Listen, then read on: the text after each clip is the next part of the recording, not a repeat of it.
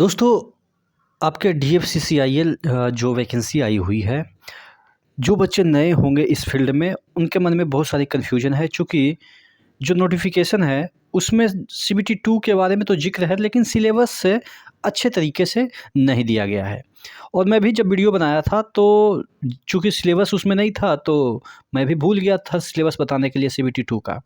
लेकिन बच्चे का कमेंट आना चालू हो गया, देखिएगा कि यहाँ पे सीबीटी 2 का सिलेबस सही से एक वीडियो बनाइए जिसमें सीबीटी 1, सीबीटी 2 सब कुछ हो, ठीक है।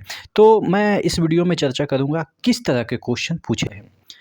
चूँकि मेरा एक्सपीरियंस इसमें 6 साल का है, आप देखेंगे मैं अपना स्क्रीनशॉट दिखा रहा हूँ आपको। 6 साल पहले का डीएफसीसीआईएल का रिज़ल्ट आप देखेंगे, डीएफसीसीआईएल का रिज़ल्ट 6 साल पहले का, ये देखिएगा।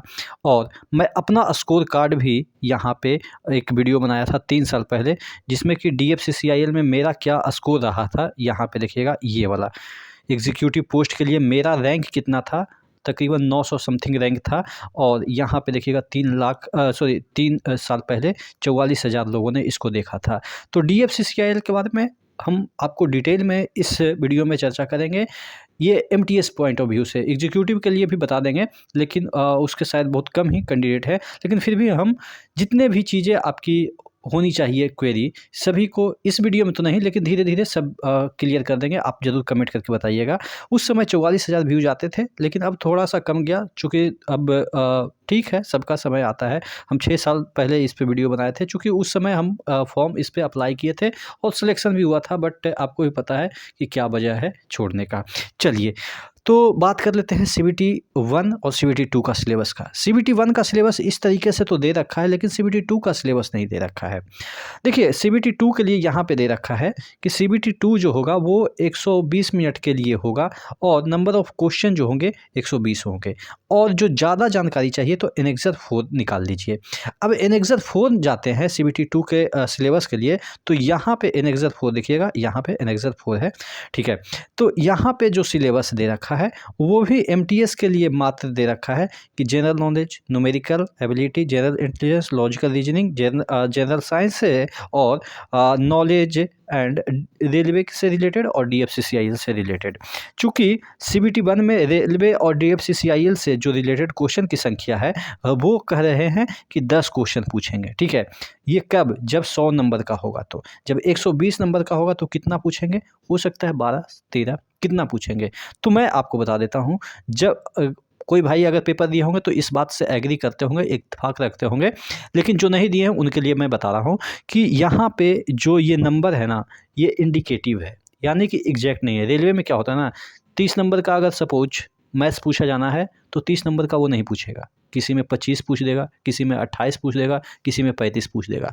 तो कहने का मतलब ये है, ये एसएससी नहीं है कि 25 क्वेश्चन मैथ्स के होंगे तो होंगे, चाहे तो वो कुछ भी हो जाए। 25 क्वेश्चन इंग्लिश के होंगे तो होंगे, ऐसा नहीं है यहाँ पे। देखिएगा, ये खुद बोल रहा है, देखिएगा, the above syllabus section wise distribution of marks is only indicative and there may be some variation in actual question paper. यानी कि एक्चुअल क्वेश्चन पेपर में वेरिएशन होगा और होता ही है।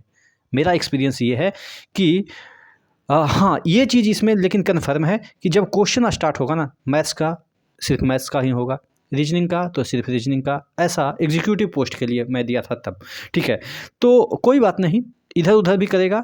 तो ये इंडिकेटिव है, यानी कि अगर 10 क्वेश्चन के अप्रॉक्स पूछ रहा है आपके सीबीटी 1 में general knowledge about railway and DFCCIL, तो हो सकता है कि 120 क्वेश्चन का जब ये पेपर सेट करेगा सीबीटी 2, तो यहाँ पे 12 क्वेश्चन या 14 क्वेश्चन पूछ सकता है, या इसी में से 30 क्वेश्चन मैथ के हैं तो 28 क्वेश्चन कर देगा और इसमें बढ़ा देगा। तो यानी कि ज़्यादा ऊपर नीचे नहीं, 2-4 क्वेश्चन ऊपर नीचे हो जाता है सेक्शन वाइज, ठीक है। किसी में ज़्यादा बढ़ा देगा, किसी में कम बढ़ा देगा, डिपेंड करता है आपका कौन सा सेट आया, ठीक है। तो ये है। अब बात कर लेते हैं कि कैसा क्वेश्चन पूछता है। देखिएगा, इसमें क्वेश्चन जो है वो आपके ग्रुप डी ही लेवल का पूछेगा, लेकिन ये वाला जो चीज़ें है वो आपके लिए नया है, ठीक है। डीएफसीसीआईएल और ये आपके नॉलेज अबाउट रेलवे, तो इसमें किस तरह के क्वेश्चन आएंगे, वो एक प्रकार के जीके टाइप का क्वेश्चन होता है, जिसमें ये पूछा जाएगा कि डीएफसीसीआईएल का नया हेडक्वार्टर अभी कहाँ बन रहा है, इस तरह का क्वेश्चन पूछेगा।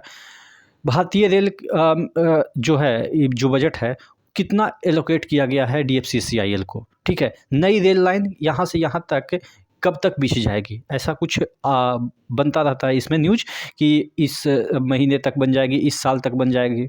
फलाना जो मंत्री हैं वो कहाँ के DFCCIL यूनिट का अभी उद्घाटन किए हैं। इस तरह के क्वेश्चन जो है वो DFCCIL से आ जाएंगे। रेलवे से रिलेटेड क्या क्वेश्चन आएंगे, रेलवे से रिलेटेड क्वेश्चन आएंगे कि ये आपके स्टेशन वगैरह है, ठीक है, इससे कितना बजट अलॉट किया गया है नए स्टेशन बनाने के लिए, कब तक वाईफाई की सुविधा सभी स्टेशनों पे हो जाएगी। इस तरह के जो आपके न्यूज़ आते रहते हैं ना करंट में, वो जो रेलवे से रिलेटेड न्यूज़ है, या फलाना गाड़ी कहाँ से कहाँ तक चलती है। हालांकि थोड़ा सा पॉसिबल नहीं है इन सब चीज़ों को रटना, लेकिन हाँ क्वेश्चन इसी तरह के रेलवे के पूछे जाते हैं, ठीक है।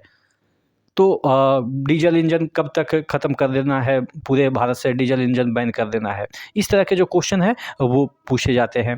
कहाँ पे इंफ्रास्ट्रक्चर का डेवलपमेंट ज़्यादा चल रहा है अभी रेलवे में। तो ये सब जो क्वेश्चन है वो आपके रेलवे से रिलेटेड, और मुझे नहीं लग रहा है कि कोई जो बच्चा तैयारी करता होगा वो ज़्यादा कुछ इस सब चीज़ों के बारे में इंटरेस्ट रखता होगा या जानता होगा। लेकिन मोटे तौर पे अगर तैयारी करनी है तो DFCCIL के कुछ हेडक्वार्टर्स के नाम जान लीजिए, बस इतना से पता चल 2-4 क्वेश्चन लड़ जाएगा, ठीक है। तो इस तरीके के क्वेश्चन पूछे जाते हैं। आशा करते हैं आपको चीज़ें समझ में आई होगी। फिर भी मन में डाउट है इसके बारे में तो ज़रूर बताइएगा, और वो वाला वीडियो अगर देखना चाहते हैं 3 साल पहले पुराना जो वीडियो है वो भी आप देख सकते हैं कि मेरा कितना रैंक आया। चूँकि बच्चे का इंटरेस्ट रहता है कि जो सामने वाला बक-बक कर रहा है वो एक्चुअल में है क्या।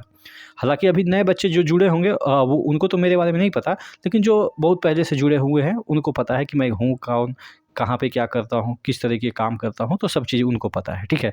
फिर भी क्वेरी तो क्वेरी है, जिज्ञासा तो बनी रहती है, ठीक है। तो देख लेते हैं क्या होता है, ठीक है। नेक्स्ट वीडियो मिलते हैं, तब तक के लिए जय हिंद। चैनल को सब्सक्राइब जरूर कर दीजिएगा।